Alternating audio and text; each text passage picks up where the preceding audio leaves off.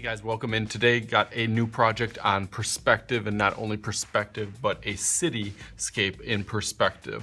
There's a 1 point and there is a 2 point version. So if you want to challenge yourself and you've already feel pretty strong and confident on the 1 point perspective, definitely a little bit more advanced. But today we're going to be talking about some of the basics that you can still apply for the 2 point or apply to the 2 point perspective. But the 1 point perspective is kind of the basic project for this. So let's get right into it. I got an awesome example that I did quite a while ago. It kind of entails all the requirements that I have for this project. This project it has to have a city, it has to have 10 buildings. So I have 10 buildings that you have to construct and display.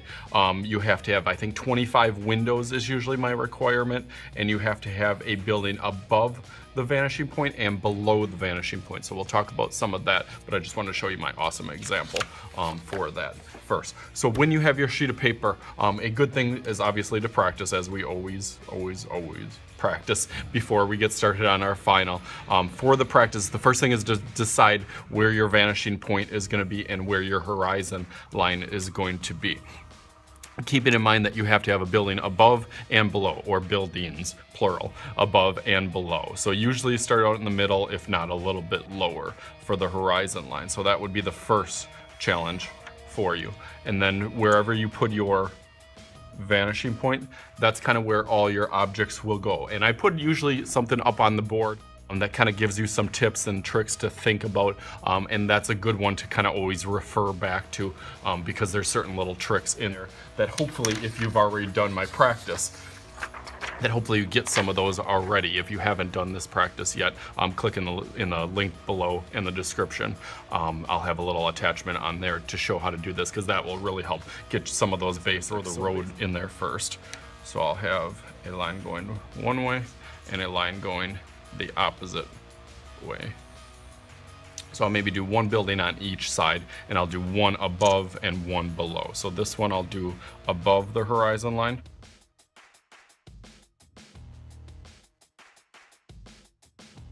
Front of the building will always be kind of flat, as if you're seeing kind of a cardboard box, or I always usually take a tissue box, as if you're seeing the front of it, not the side of it, but the front of it. That will always be kind of a perfect rectangle. As you go towards the edges, then those will start to disappear towards the vanishing point. So now from this edge and this one, those would both go towards the vanishing point.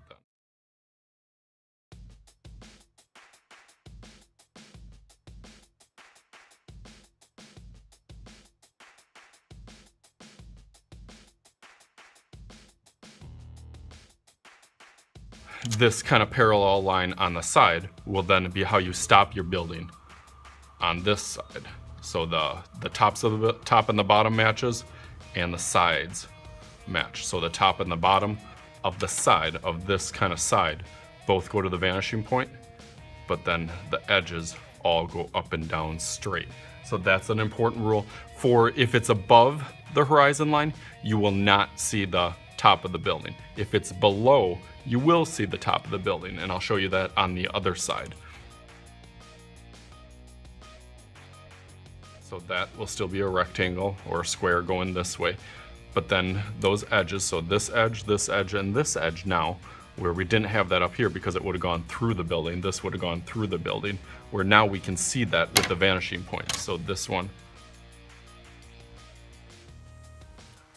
All right, so then with the top going straight, the back has to be straight as well. So that line would go straight across. If this line goes up and down, this line goes up and down. And that's one of the hardest things, or most complicated things to understand. Most kids can get kind of this part started, but then understanding how to stop or end the building is really the tricky part. And I always try to go to a right angle. So if it makes kind of a right angle in the front, it has to make that same right angle in the back also.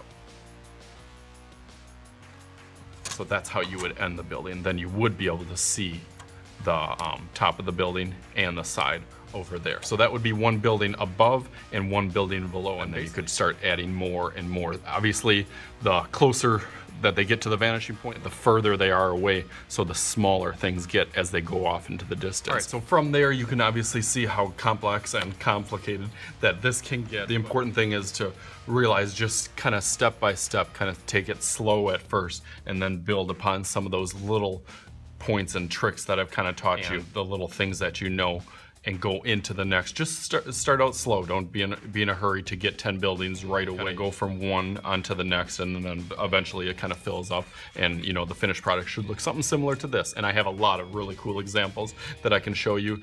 Kids that have really, you know, done a good job of making it unique to themselves. I always try to have them put their own personality into some of the buildings and designs and shops. Some of mine and some of the examples have really, really good value, from really, really dark, almost using Sharpie or pen with the pencil at kind of all those different values. Really, really helps it kind of stand out and set it apart. So definitely, if you like this video, make sure to hit the thumbs up, give me a like down below, hit the like button, and make sure to subscribe if you haven't subscribed already. That's the easiest way to get all of my videos coming out multiple times a week for all different ages and abilities in art class. So as always, I am Mr. Schuette, and this is Mr. Schuette's Art Class. We will catch you later.